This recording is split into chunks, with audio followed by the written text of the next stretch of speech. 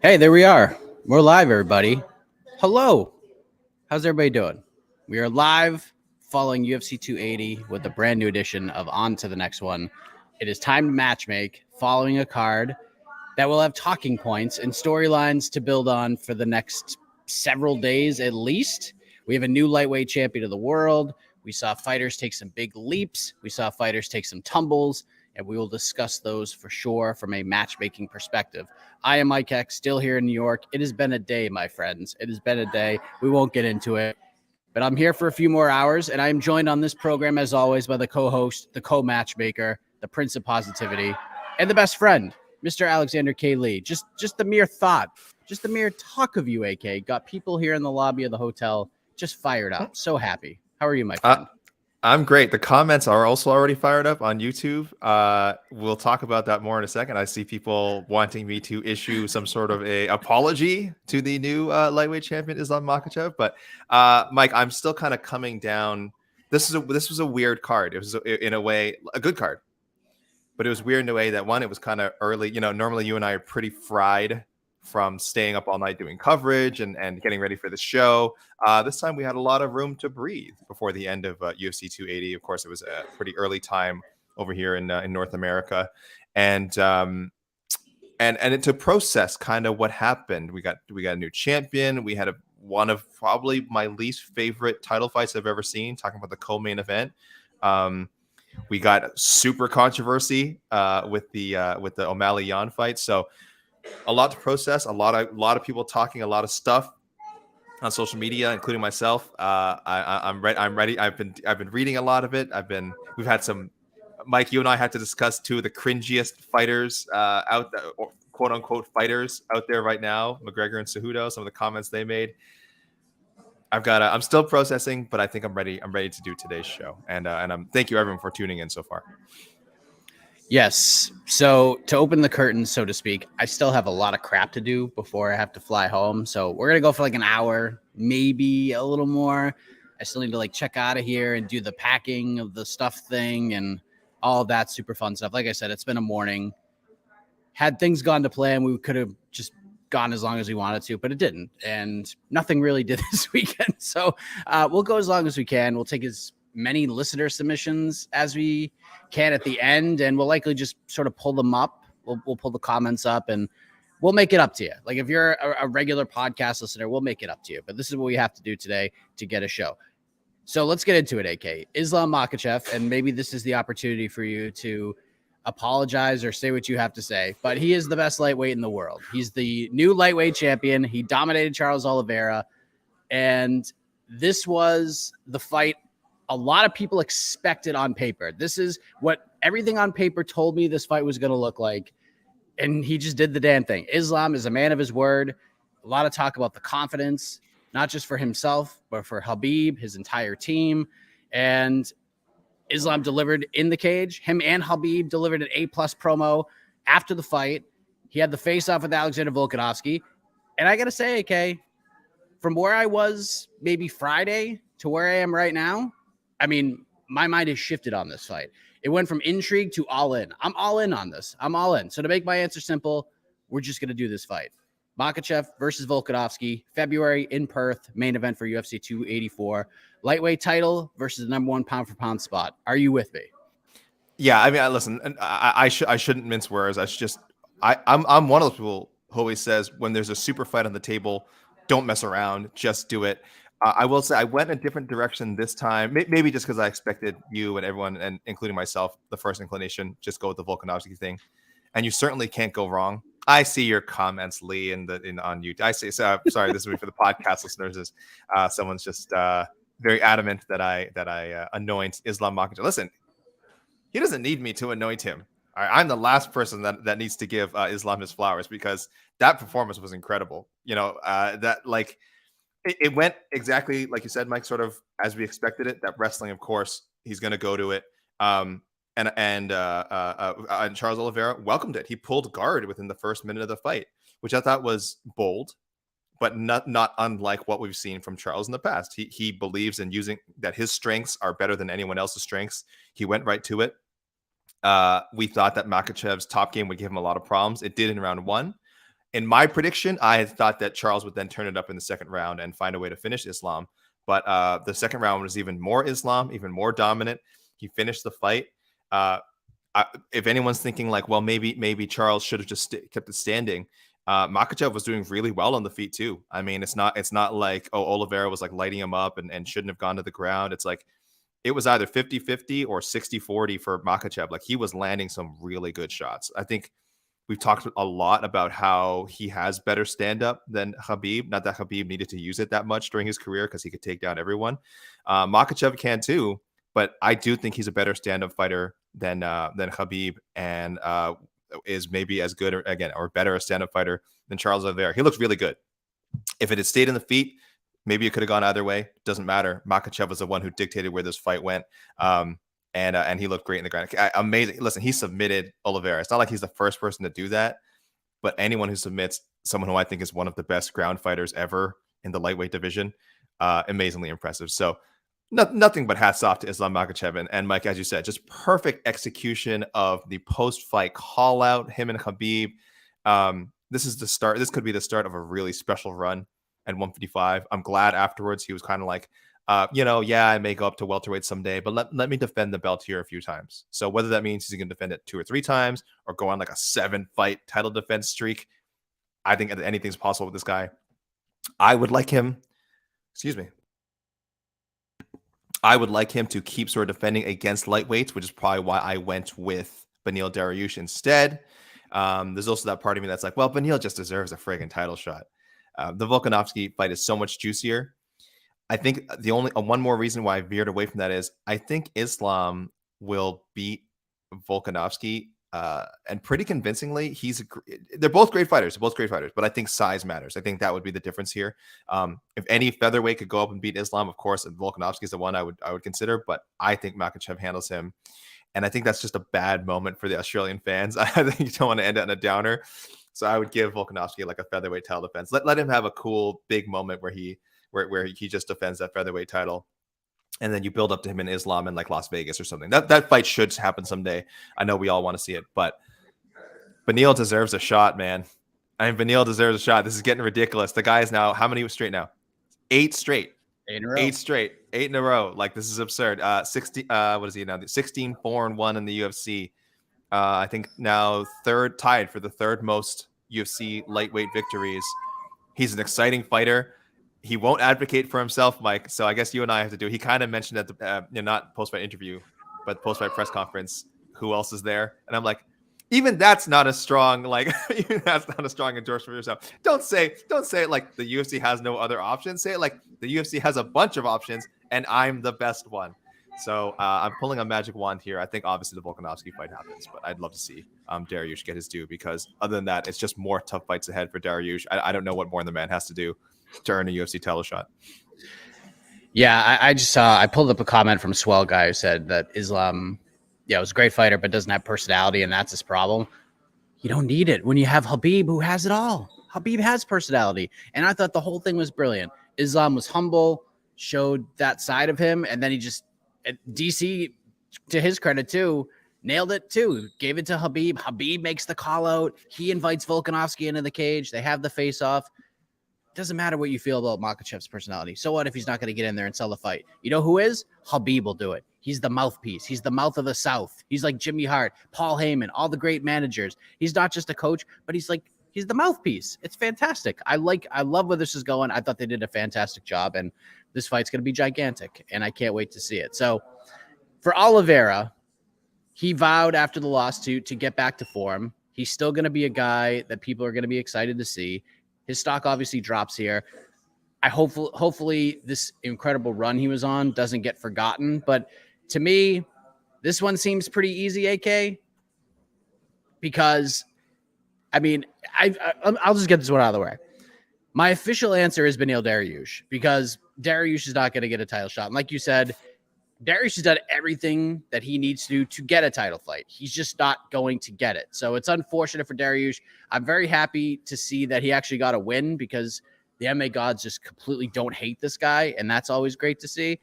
But I think Oliveira would be a very solid consolation prize, one would think. But I do have another option out of the box, but I'd love to hear what you have to say about what's next for Charles Oliveira. Yeah, I mean, obviously I can't go Benny. I picked Beneil Dariush for Makhachev. But again, I went pretty simple here. Just picked another guy from the card, someone who lost. This is nothing to do with like, oh, who's gonna get a title shot off this fight. This would just be a sick as hell fight. I would love to see Charles Oliveira and Gamrot fight. Yeah, that could happen later down the road.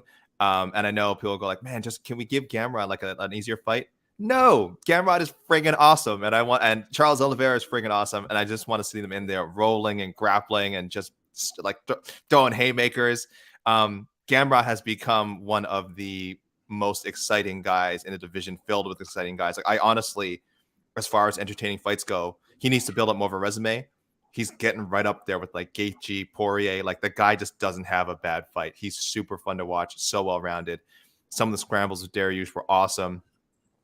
He really pushed Dariush to the limit. Like this loss was a credit to Dariush, how resilient and what a veteran he is, because a lot of people would have wilted under the pressure that Gamrot put on him. So, yeah, I get it. People will probably look at this, go like, well, one of these puts these guys on a 2-fight losing streak. Doesn't matter at this point. You know, they're both veterans, Charles and Gamrot.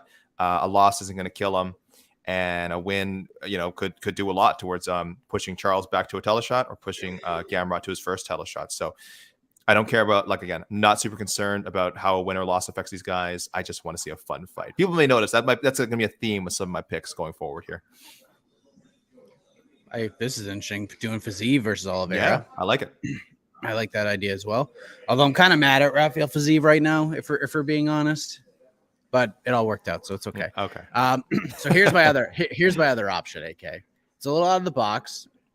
It's a rematch. One from 7 years ago. I like where you're going. From a different weight class. Mm-hmm.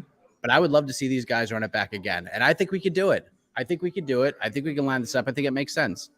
Charles Oliveira versus Max Holloway 2. I would watch the hell out of that fight. Dariush is my official answer, but I'd love to see Oliveira versus Holloway just get back after it at 155. That's just super fun. You're a brilliant and handsome man. Do I say that enough? Maybe I say handsome. No, maybe I say handsome. Maybe I say brilliant. But I don't think I say both together. You're a brilliant and handsome man. That's a great pick. That's the kind of fights that Max Holloway should be taking at this stage of his career. Because if you're Max Holloway, there's obviously so many great challenges at 145 and 155. But it's like you've been to the mountaintop. You've had these marquee fights. It's hard to go back and fight like the number 12 ranked featherweight. He would. But this is a much more exciting thing for him. Go back up to 155, dabble there, and take an awesome fight with Charles Oliveira. You're right, and give us another chance to see that one, because the first one ended with an injury, if I'm not mistaken. Yeah, it's like a shoulder injury. Yeah, and I'm not saying that like muddies up the results. Like I'm sure Holloway deserved to win that fight, but it was definitely a little bit of an unsatisfying end. I completely agree, and that's why I would love to see it again if the UFC wants to have some fun. So Aljamain Sterling had some fun yesterday. He dominates TJ Dillashaw, and we didn't get the full story of this fight told because of the injury to Dillashaw. And I've said it before, and I'll say it again. I don't think this fight, it's obviously more competitive, but I think Sterling just trucks him. I didn't realize just how much bigger he was going to be than TJ Dillashaw. Like Dillashaw looked like a flyweight, and Aljo looked like a freaking featherweight in there. It was crazy. But what we learned the most is that this fight should have never happened. Jose Aldo should have gotten his damn title shot. But I am not here to beat that drum again, because we could do this for another hour. We did it for like 20 minutes on the post-fight show yesterday. But Aljo gets it done, finishes Dillashaw. He's, as the show states, on to the next one. And it's another cheap answer, but I'm just going to go with it. And I'm pulling another name off the board. It's Sean O'Malley. Yeah. And this is a no-brainer. It's the biggest fight that this guy can get right now. And I think Sterling could do very, very well in that fight. And I already saw some comments in here already. But because in this, I went off on a tangent on the post-fight show yesterday because it annoyed the crap out of me. I heard the name that I didn't want to hear from Dana White. It made me so angry to hear Dana White say it. And I'm not even going to say that name right now. But Dana and Aljo, Aljo, what are you doing? Aljo should have jumped on this full force with O'Malley too. They didn't, but this is the fight. No matter how you scored his win over Petr Yan, you got to go all in on this. We'll get into Petr Yan in a moment, but what are we doing here? Why is Aljo not jumping on this? Like, just he matches up incredibly well with Sean O'Malley. Like, he should win this fight, and it's the biggest fight he can get right now. This is bigger than Cejudo. You want to know why? AK? Because nobody cares. Nobody cares about Henry Cejudo. This is the first time Dana White has said his name in 2 years, and now we're going to do it after Sean O'Malley just beat Petr Yan. Controversial or not, Sean O'Malley, the guy you built to get to this point, and then when it's time to coronate him, when it's time to put this man over, you say Henry Cejudo's name. I don't get it. I know it's an obvious one, but Mike, I think this counts as a 1, 2, 3. Friends forever. Perfectly timed, as always. We always nail it. We always nail it every time. I don't want to give the lobby a show here. Oh, you're right. You don't give them a free show. That's an evening thing. Let's hope the UFC does not complicate the situation. If O'Malley's healthy, if Sterling's healthy, if their timelines line up, just make the fight happen now. Cejudo is just brutal. I mean, he had a tweet last night. Let's bring the title back to America. Oh God! What the hell does I don't even want to get into it. Like I had to bring it up for anyone who missed it. What the hell does that even mean? I don't even know. Like, I don't want to. Again, if I get into it, it's going to lead to some ugly accusations on my part. I don't. You guys can see the tweet. You guys can figure out what he's alluding to yourself. Our listeners and our viewers are smart people. That was a very strange comment to make and super dumb. So yes, no, he doesn't. Cejudo should not get anywhere near Aljamain Sterling right now. It is O'Malley. I guess I don't know if we want to talk about that now, Mike. You know, I have some thoughts on that decision. I will be doing a robbery review. Don't worry, people. I said online, I was like, it's not a robbery, but I will watch it again. I will watch it again with an open mind because I will say, we say this all the time when we're doing coverage on fight night. We're probably not scoring as closely as we could be. We're juggling 5 or 6 other things. We're working. We're writing. So people were watching the fight more closely than me, and a lot of people saying it was a robbery. Certainly, everyone in the media. Including myself, scored it for Yan. I would have scored it 29-28 Yan. But I thought you could give 1 and 3 to O'Malley. And I saw a lot of media members saying the same thing, that you could have given 1 and 3 to O'Malley, that you could have given it you could have scored it the other way. So I'll elaborate more on that in the robbery review. But I'll just say, guys, I know MMA decisions. We saw all the media scored it. But go find the individual comments. You have almost just as many people saying it was a close fight. So if you have like half those people saying it was a close fight, how much of a robbery could it be? I'm not saying the judges didn't get it wrong, but that judges getting a fight wrong is not the same as a robbery. I know it's a nuanced thing, but and people will disagree. If they got it wrong, it's wrong. Wrong is a robbery. Fine. I don't agree. Really great fight. And O'Malley has, in my mind, earned that title shot. Can he beat Sterling? I don't know. We had a lot of people saying he wouldn't even be competitive against Petr Yan. The guy has a fan base. The guy knows how to sell a fight, unlike Aljo, who, like you said, should have started selling this fight already. He has a youthful fan base. This is a fan base that the UFC is constantly trying to tap into, and for the longest time couldn't. And guys like Conor McGregor and yes, now Sean O'Malley really did a lot to help bring in that audience. So there's just no reason not to go down this road. If everyone's healthy, if you can get all the contracts to line up. I know O'Malley said he might want to renegotiate. We'll see how that goes. UFC is not in love, I think, with renegotiating after you've signed, you're in the middle of an existing deal. But if he does get a title fight, they should make him whole. Same with Aljo, because it could be a big one.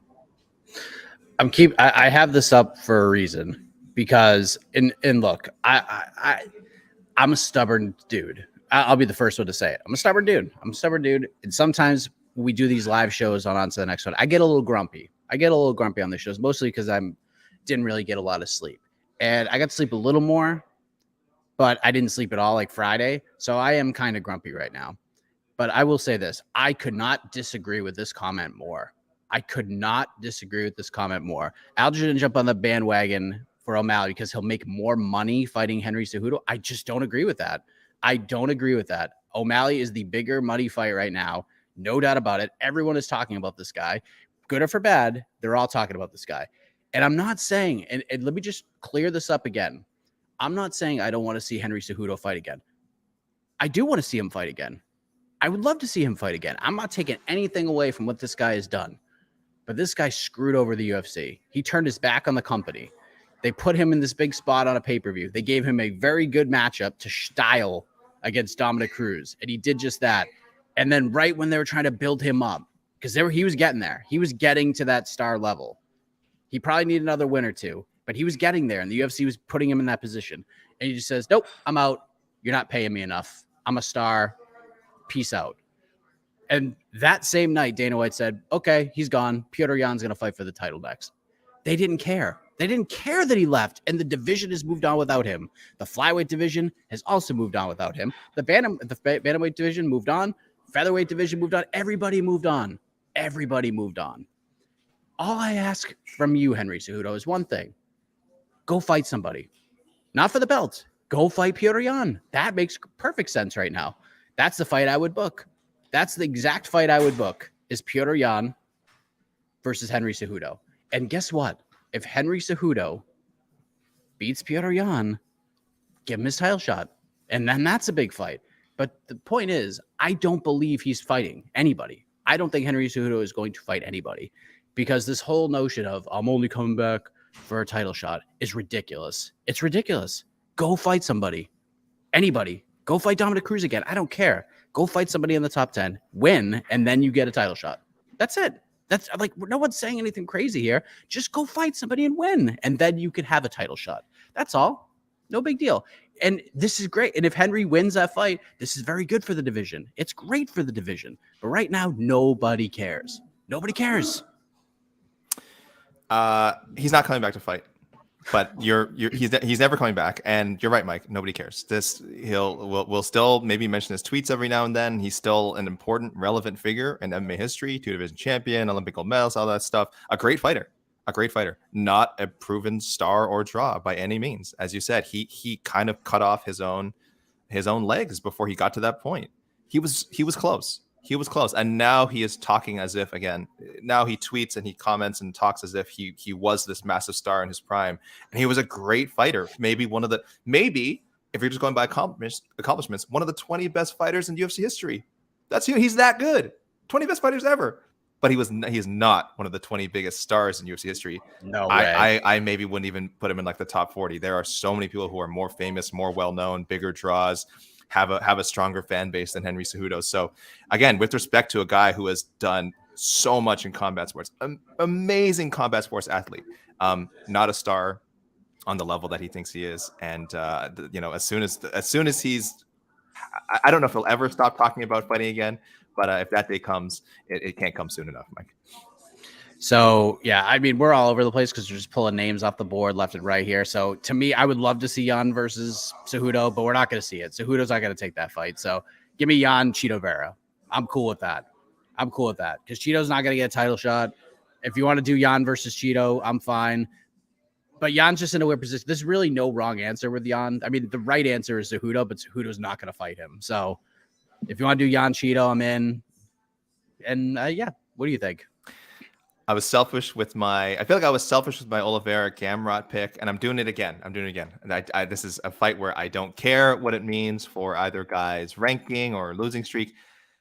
I need to see Yan and Yanez. I need to see #Yan Yanez. I think Yanez is the best boxer in the UFC. I have written this down in an article when we discussed who's the best boxer in the UFC. We did a roundtable.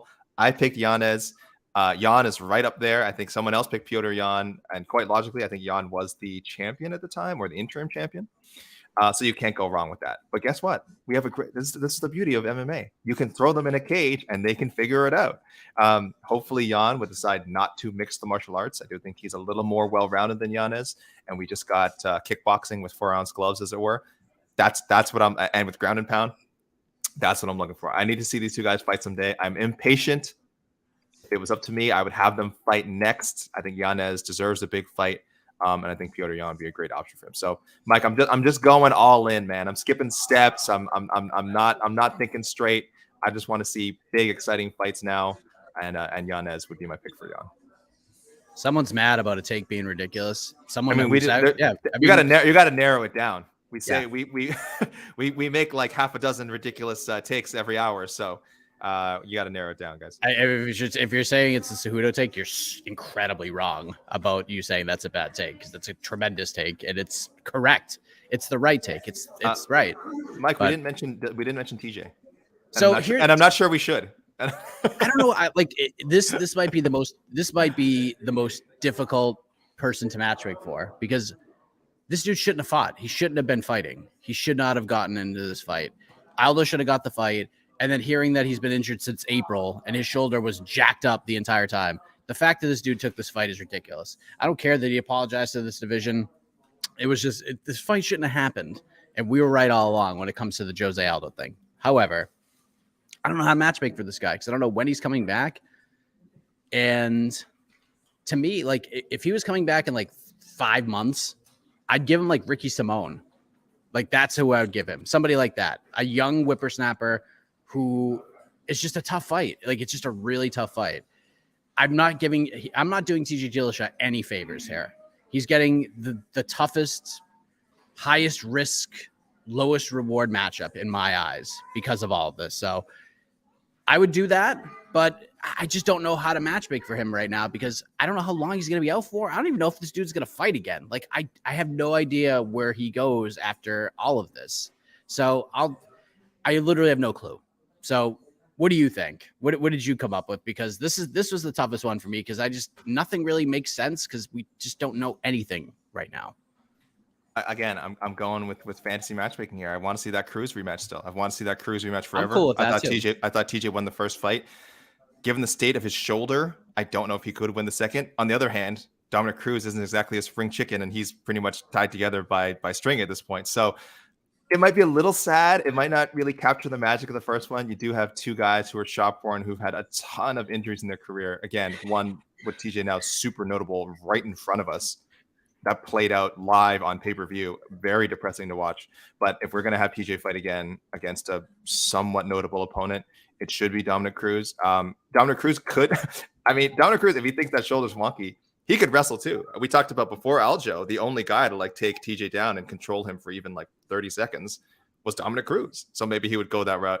But I'm willing to take that risk. I want to see them fight again. I don't know if it happens. We were saying with Dominic Cruz, like, for some reason, they seem very adverse to booking him in Legends fights. We wanted to see him fight Frankie Edgar. That felt like that was out there forever. We wanted to see him fight Jose Aldo. We felt like that was out there forever. Maybe Dominic Cruz doesn't want it.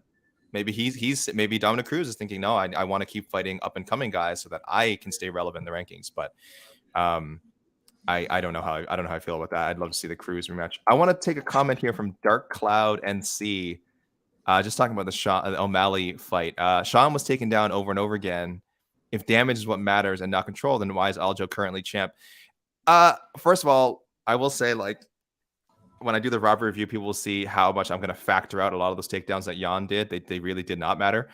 Aljo, the round that people always talks about where he had Yan's back for like 4 minutes. He actually did. There was one moment where he had a huge burst of ground and pound where he was really laying it on Yan. It was not prolonged. I will say it was not very long, which is why people say it should have been a 10-9, not a 10-8. I kind of understand that. But it's also a round where, unlike all the rounds with O'Malley and Yan, like Yan literally did nothing in that one round. I think it was the second or third round of the rematch with Aljo. So why is Aljo currently champ? Well, one, illegal knee in the first fight. Second fight, he did actually do damage. It was not just control. It wasn't a lot of damage, but it was more damage than Yan did on the ground to O'Malley at UFC 280, except for like a nice burst at the end, kind of like some hammer fist at the end of the fight. But again, I'll look it over. But I think people need to stop harping on the takedown thing so much. Like, the takedowns in the O'Malley Yan fight really shouldn't factor in. Yeah, I like I said, I'm gonna go back and watch it again. I scored the first round for O'Malley just because I thought he did. I just thought his shots were more impactful, and that's not a stunning revelation. Petr Yan loses like every single first round, but that was our concern, right? That was our concern going in about a 3-round fight. We said, is he going to give up a round? And then all that has to happen is O'Malley has to win half of another, not even a full round. He has to win one round and then half another round, and that's how you end up possibly stealing a split decision, right? This was a concern for a lot of Yan bettors and a lot of people picking Yan. Was this is not a 5-round fight. He doesn't get to turn on the machine late in the second and then just truck his opponent for the next 3 rounds. He actually had to like fight with some urgency. And I thought and by the way, Yan fought amazing. Obviously good enough to win on all the media scorecards. A lot of fighters thought he won. But I just don't think there's any problem with an O'Malley score. I see Sexib going. He's What's trolling this? with not trolling, but he's spamming with the what did we make of Habib and the call out. We already addressed that. It was brilliant. So Yeah, so I wanna smart. get that out of there. Yeah, nothing but respect for the post-fight shenanigans of Makhachev and Nurmagomedov and their team. It was perfect. They should do So this good. all as much as possible. So good. Beneil, get someone who can help you with this stuff because. And by the way, Beneil, I get it. Beneil has greater concerns. He's always kind of shouting out important causes, and he's very politically oriented. That's fine. But at some point, Beneil, you got to go into business for yourself. You got to go into business for yourself and get that, because maybe you become world champion. You have a bigger platform to espouse your political and religious views and all that. So anyway, but that's a whole other thing. Yeah, and the case against that is that Beneil's not a trash talker. You don't have to be a trash talker. Just say, hey, Islam, great performance, buddy. Great performance. I'm proud of you. You are the best lightweight in the world. And much like another man I respect, Habib Nurmagomedov, the guy who laid down the challenge to Alexander Volkanovski, Habib is a man of his word. When he says something, he means it. When he says he's not fighting again, I believe him. Are you a man of your word, Islam? Because you mentioned my name. You said you would love to fight me. You said you would love to give me a title shot if I won. Habib's a man of his word. Are you a man of yours? I believe you are. So let's do it. You said my name. Let's do the fight. Like, you just say that. You don't have to be like, Islam MFer, you took everything I worked for. That was my title shot. You don't need to say that. But he's got to get there. But even that little bit you suggested, Mike, is too much for him. He won't do it. I know he won't. Did Manon Fiorot do enough to get a title shot? Yes. Moving on. She's fighting for the title? Okay. I just Valentina likes to stay busy. She likes to stay busy. And we can keep talking about the Nunes rematch. It just never feels like either of them is super motivated to do it. It doesn't feel like Dana White is super motivated to do it. It's really hard to get the memory of that second fight, I think, out of people's minds. So I would hope enough time has passed and we can kind of safely assume it won't go the same way, because that second fight is real bad. It's not like Esparza Namajunas bad, but I don't think people remember how bad it was. I think people are a little more outraged that they thought Shevchenko won, and that's kind of like when people look back at that fight, that's why they want to see it again. They're like, oh, well, give Valentina one more shot. But I don't think people realize like what a bad style matchup they are just from an entertainment standpoint. They just are both like really like Valentina Shevchenko, top shelf technical fighter, very patient. Nunes has a lot of respect for her, so she just won't like rush in and attack her as she would some other opponents. And that was kind of true of both of their fights. The first one a little more eventful, but the second fight was horrible. So I don't know if we see that one. And I love Valentina just racking up title defenses. Manon didn't like blow the doors off with her win. Don't get me wrong, but listen, you take a decision from Caitlin Chukagian. That's actually super hard to do. She is the decision. Chukagian is the decision like master. So if you can win a decision, I don't care what the circumstances, and one that's pretty free of controversy. I'm not saying it was dominant, but like I think everyone agreed Manon Fiorot won that fight. Again, this is almost like what we said sort of the top of the show, not quite in the level of Volkanovski Makhachev, but you've been building Manon Fiorot up for this moment. She is ready. She wants it. I think she wants it a little more than Alexa Grasso, which is probably smart on Grasso's part. I don't know how much more upside Manon has, if we're being honest. I think she's a pretty finished product, despite only being 11 fights into her career. This is who she is, and I don't know if we need to see more before we throw her in there. Shevchenko's going to be probably a minus 1,200 favorite, but that's fine. It's Shevchenko. It's what she does. I don't mind people wanting to see Fiorot get some more seasoning, but if the champ wants to stay busy and the champ wants to keep collecting champ paychecks, you got to just give her an opponent, and Manon's the one. There we go. Yes. Wasn't that an enthusiastic endorsement for a Fiorot Shevchenko title fight? Like, she's got to fight somebody. Yeah. UFC 286. She's got to fight somebody. She does have to fight somebody, and it's going to be Manon Fiorot if she beats Alexa Grasso, because that's where I'm going. Let's just do it. I mean, at this point, like, what's a few more months? Just this wasn't a performance that blew everybody away. So if Alexa got the main event win, I'm fine with them doing it. If they give her the title shot, cool. But I just don't know what Valentina's going to do. I don't know what she's going to do. But let's talk about a guy that everybody wants to talk about. And if you told me this was going to be the case heading into this card, I wouldn't say it would be like completely shocking, but Belal Muhammad got over with everybody. And I think a lot of people owe this man an apology because no one was picking him to beat John Brady. No one that I saw was picking Belal Muhammad to win. We thought it was an intriguing matchup. We thought Belal had more pressure on, like you could have made a strong case that Belal Muhammad had more pressure to win than anybody else on this card, including the main event and the co-main event. Like it was all in. It's all in for Belal from here on out until he gets a title shot. He's got to beat everybody that's in front of him. And Sean Brady was a tough test. Not only did he beat him, he finished him, and he did it in a way and in a location that he looked like a star doing it. So this is a huge moment for Belal Muhammad. I picked against him. I'm done doubting this man. My one concern with Belal was never the fighting style. It was never his skill. It was the mic work. The mic work has been horrific from this guy.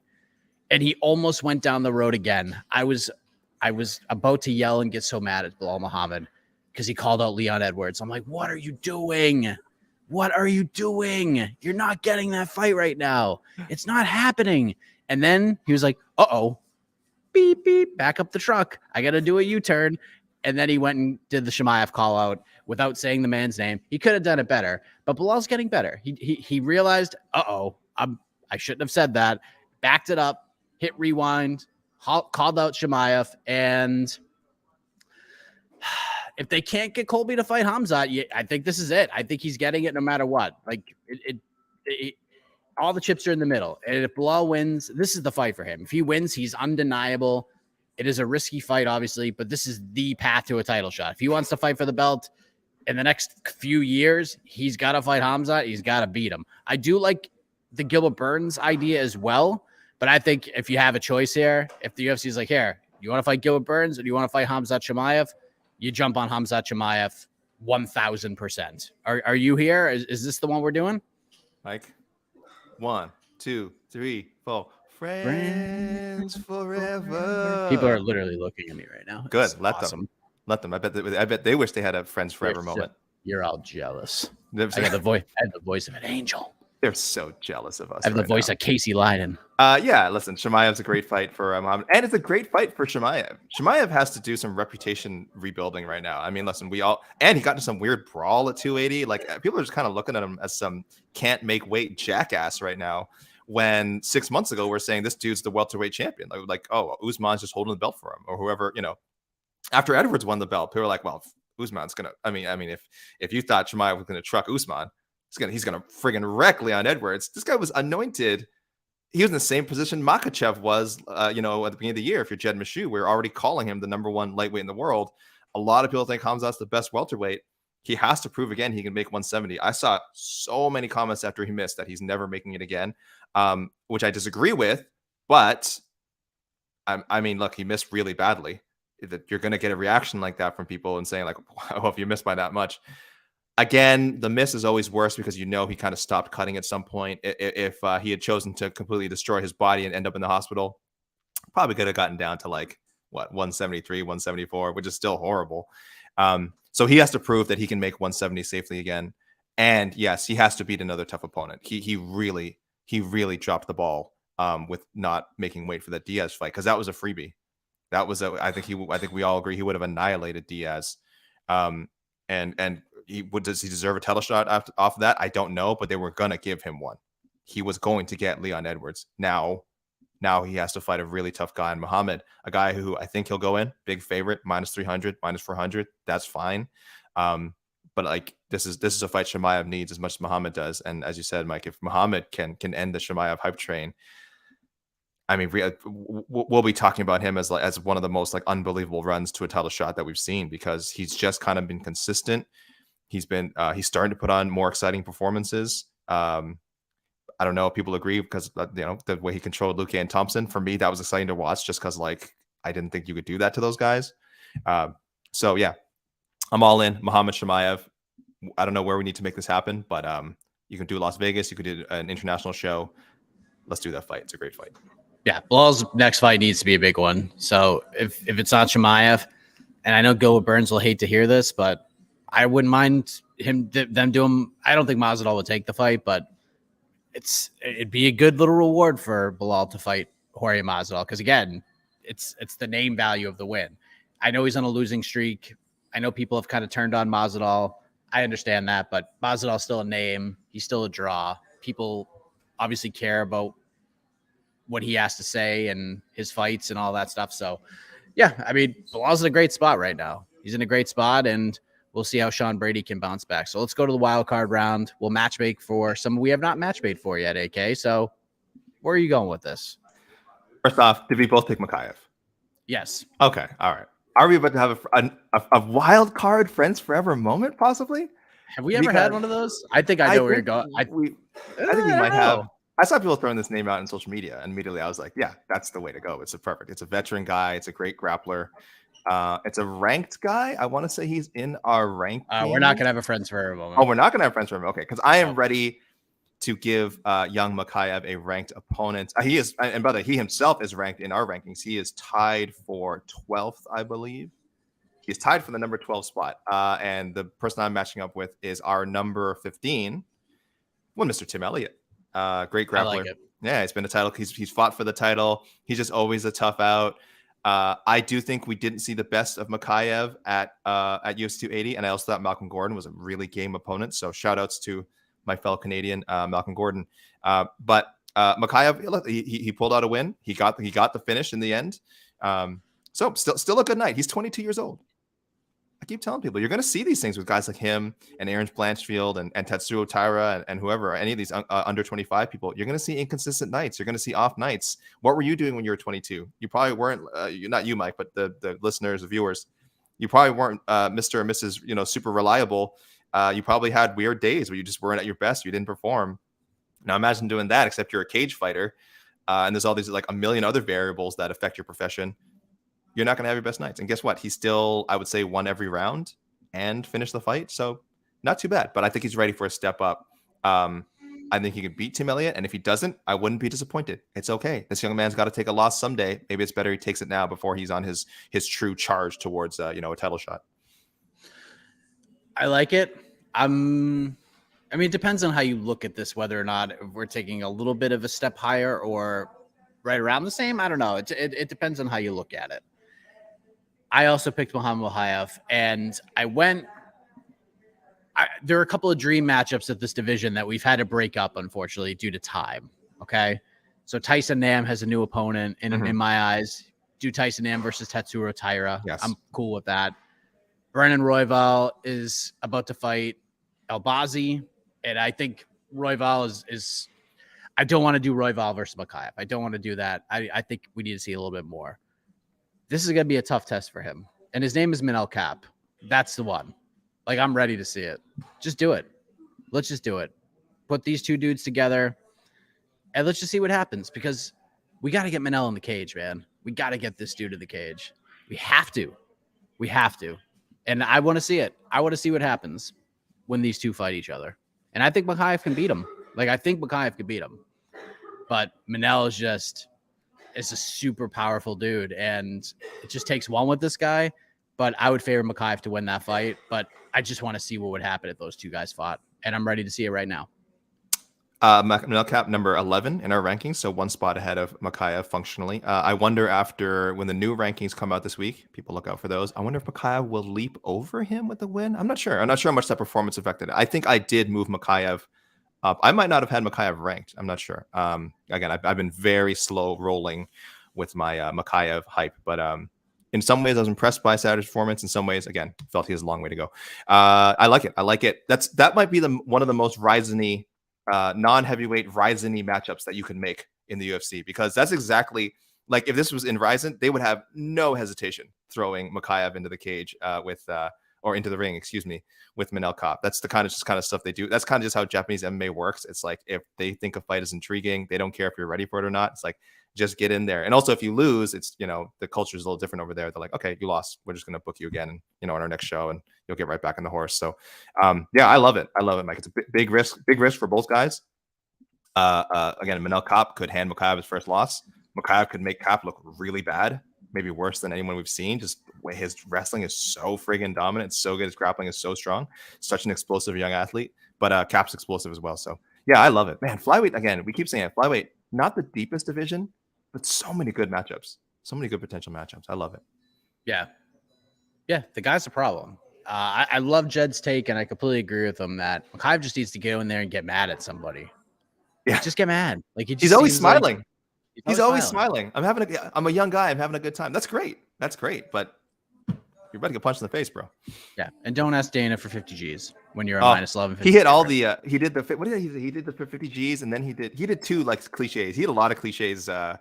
Again, he's a young guy who pretty much when he does interviews is just kind of, you can tell he's doing the playbook of other people he's heard talk. This isn't just MMA. This is every sport. Every sport. Watch young guys who come up and like the rookies and young players, like they just kind of repeat the talking points of guys before them. You know, they've had the kind of media training. MMA fighters don't have that training. Their media training is YouTube, Khabib, Conor McGregor, depending who you want to emulate.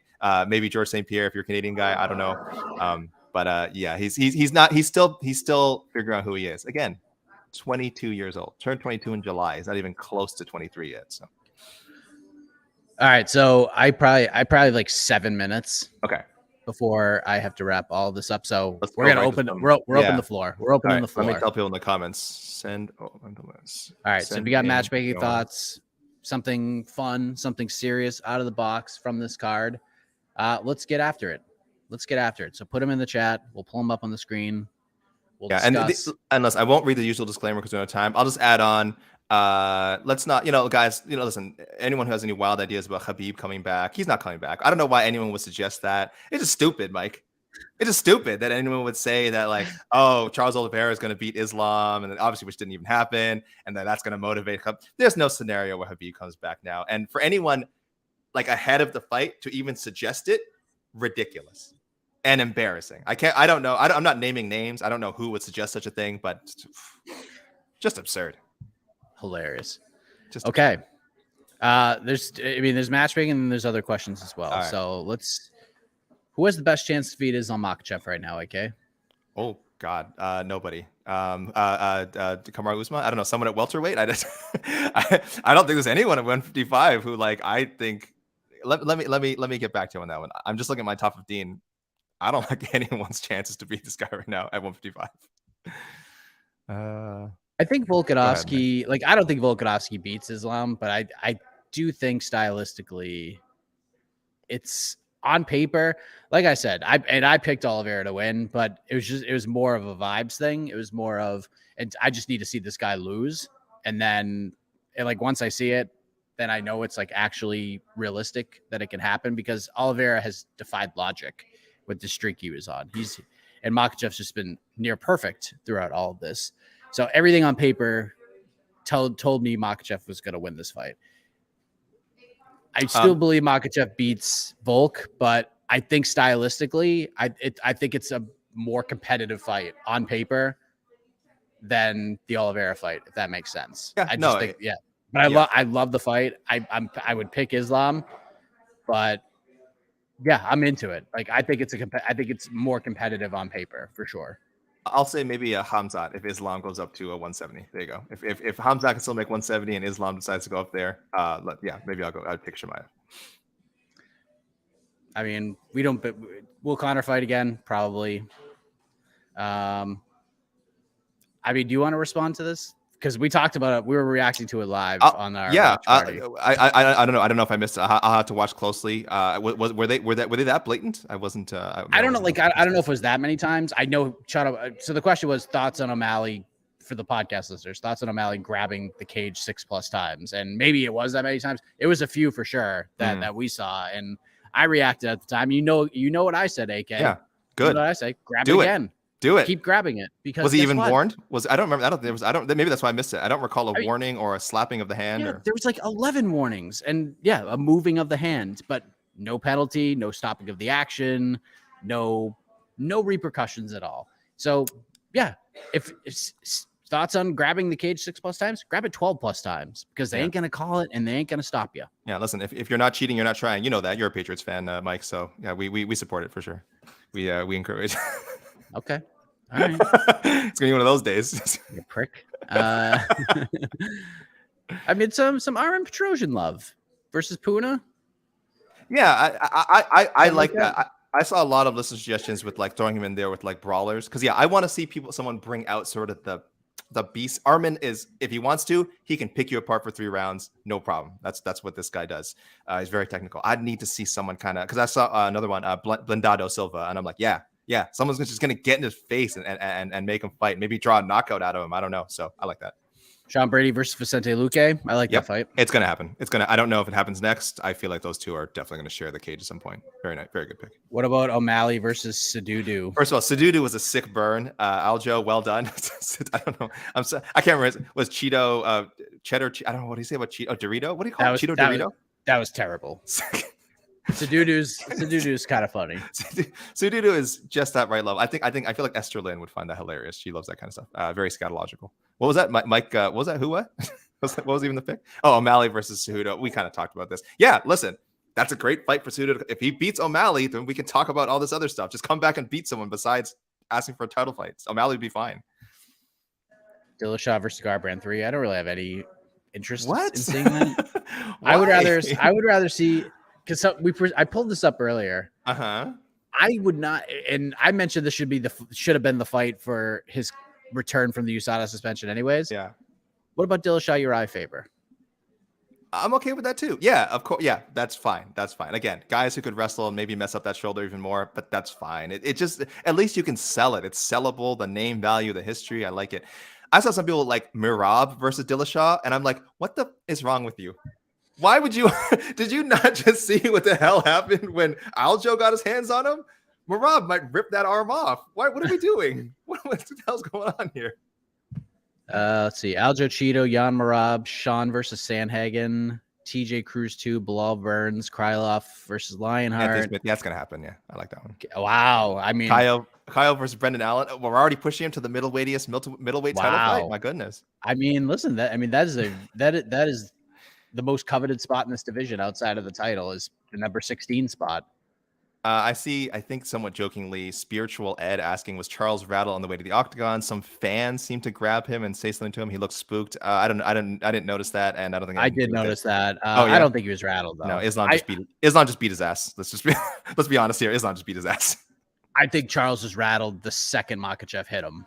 Yeah, there you go. Yeah, that's what rattled him. Makhachev punching him in the face. He was like, whoa, okay. He was like, this dude's better than I thought. That'll throw you off real quick. Mike, I want to read one thing about, I know I said no Khabib talk, but someone has my back on my stupid theory that I had before the fight. And a first-time contributor, so I'll shout him. Alex Gwynn on Instagram said, book Abubakar versus Khamzat. They had a scuffle. They should settle it. This is to plant the seed and lure Islam up to 170.